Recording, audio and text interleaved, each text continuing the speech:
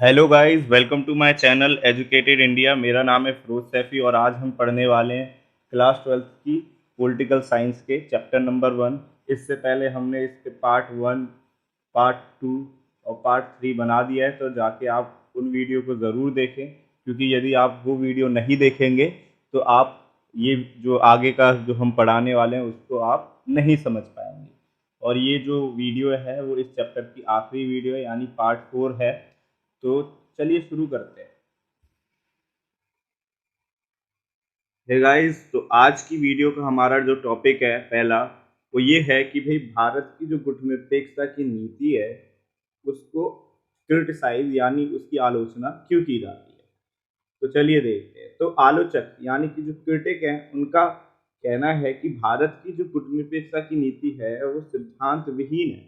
सिद्धांत विहीन का मतलब कि उसका कोई प्रिंसिपल नहीं है, क्योंकि एक तरफ तो वो कहता है कि मतलब दोनों गुटों में शामिल नहीं होना, लेकिन दूसरी तरफ सोवियत संघ के साथ क्या करता है भारत, 20 वर्षीय संधि करी थी 1971 में। तो कुछ क्रिटिक्स जो है उन्होंने ऐसे इल्जाम लगाए थे भारत के ऊपर।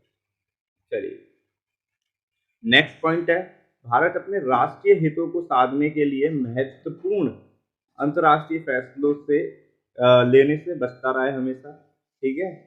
और तीसरा जो सबसे बड़ा जो पॉइंट है वो है कि भाई व्यवहार में स्थिरता नहीं है भारत के। तो इसको लेके भी बहुत सी कंट्री क्या करती है, सवाल उठाती हैं। आलोचक कहते हैं कि भारत ने 1971 में सोवियत संघ के साथ मित्रता की संधि करी थी, जो कि गुटनिरपेक्षता की नीति के एकदम खिलाफ थी, और ये 20 वर्षीय संधि करी थी। कितनी? 20 वर्ष। ठीक है, 20 ईयर्स फ्रेंडशिप। नेक्स्ट पॉइंट है कि भाई कुछ ने तो यहाँ तक भी कह दिया है कि भारत सोवियत संघ में शामिल हो गया था और गुटनिरपेक्षता का ढोंग करता है, ऐसा बहुत से जो क्रिटिक है उन्होंने कहा था। तो आपको ये पॉइंट याद रखने हैं। चलिए अगले टॉपिक पर आते हैं। अगला टॉपिक है हमारा नव अंतर्राष्ट्रीय आर्थिक व्यवस्था से क्या अभिप्राय है। तो गुटनिरपेक्ष आंदोलन में शामिल अधिकतर देश जो थे वो क्या थे, अविकसित थे, यानी कि अनडेवलप कंट्रीज थी। तो ऐसे में उनके विकास को मतलब बहुत ही ज़्यादा ध्यान देना था। तो यह जो देश थे वो गरीब थे, काफ़ी ज़्यादा पिछड़े हुए थे। इनके सामने मुख्य चुनौती जो थी वो आर्थिक विकास करना था। अपनी जनता को गरीबी से निकालना भी इनका एक उद्देश्य था। बिना आर्थिक विकास के इनके सामने फिर से क्या था, किसी न किसी महाशक्ति का गुलाम होने का खतरा शामिल मतलब था सामने। तो इन देशों की सहायता के लिए नव अंतर्राष्ट्रीय व्यवस्था की धारणा का क्या होता है, जन्म हुआ। अब क्या था ये, इसको समझते हैं। तो 1972, आपको ये साल याद रखना पड़ेगा। संयुक्त राष्ट्र यानी यूएनओ में व्यापार और विकास से संबंधित सम्मेलन होता है अंटार्ड, जिसकी फुल फॉर्म है United nation conference on trade and development. ठीक है। इसमें क्या होता है कि संयुक्त राष्ट्र संघ के व्यापार और विकास सम्मेलन में एक रिपोर्ट पेश की जाती है, towards our new trade policy for development. अब इस रिपोर्ट में ये देखो, यहाँ पे थोड़ा सा ब्रीफ आप जान सकते हैं कि देखिए कहाँ पर ये मतलब इस रिपोर्ट का क्या नाम था, United nation conference and trade and development. Year कौन सा था, 64 था 19 का। कहाँ पर ये, जिनेवा और स्विट्जरलैंड में करे आया था। सेक्टर क्या था इसका, ट्रेड एंड डेवलपमेंट के ऊपर। Is in India is a member obviously. ठीक है। तो आपको ये चीज़ें याद रखनी है। तो इस रिपोर्ट में कुछ प्रमुख बातें रखी गई थी। पहली तो ये थी कि भाई प्राकृतिक संसाधनों पर पूरा नियंत्रण होना चाहिए।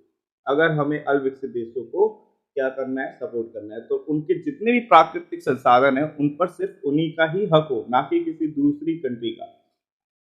तीसरा, इन देशों की पहुंच जो है वो पश्चिमी बाजारों तक होनी चाहिए, क्योंकि वहां पर अपना सामान बेचेंगे तभी तो पैसा आएगा। और तीसरा पॉइंट जो था वो था प्रौद्योगिकी यानी टेक्नोलॉजी की लागत कम होनी चाहिए इन देशों के लिए। पश्चिम से जो भी टेक्नोलॉजी मंगाई जाए वो थोड़े सस्ते दामों पर इन देशों को दी जाए। और फोर्थ पॉइंट, अविकसित देशों की अंतर्राष्ट्रीय आर्थिक संस्थाओं में भूमिका बढ़ाई जाए। अंतर्राष्ट्रीय आर्थिक संस्था मीन्स WB, ठीक है, और IMF जैसी जो अंतर्राष्ट्रीय आर्थिक संस्थाएं हैं ना, इनमें इनकी भूमिका बढ़ाई जाए। चलिए अगला टॉपिक है हमारा, गुटनिरपेक्षता ना तो पृथकवाद है और ना ही तटस्थता है। चलिए अब इसको समझते हैं।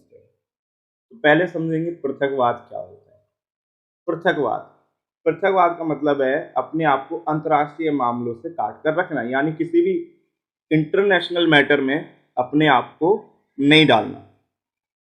एग्जाम्पल के लिए 1787 से पहले अमेरिका ने क्या करा था, अपने आप को पूरी दुनिया से क्या रखा था, अलग रखा था। 1914 में वो अंतर्राष्ट्रीय मामलों में शामिल होता है जब फर्स्ट वर्ल्ड वॉर होती है। अमेरिका ने पृथकवाद की नीति अपनाई थी। गुटनिरपेक्ष देशों ने कभी भी पृथकवाद की नीति नहीं अपनाई है, क्योंकि गुटनिरपेक्ष देशों ने हमेशा से शांति और स्थिरता बनाए रखने के लिए प्रतिद्वंदी गुटों के बीच मध्यस्थता कराने में सक्रिय भूमिका निभाई है, जैसा कि हमने देखा था नेहरू जी ने कोरिया वॉर में भूमिका निभाई थी। वहीं तटस्थता का क्या मतलब होता है? तटस्थता, तटस्थता का अर्थ है मुख्यतः युद्ध में शामिल ना होने की नीति, ठीक है। जो देश तटस्थता की नीति का पालन करते हैं उनके लिए ये जरूरी नहीं कि वे युद्ध को समाप्त करने में कोई मदद करे, यानी कि किसी भी प्रकार का कोई भी कॉपरेट नहीं करते हैं वो, ठीक है।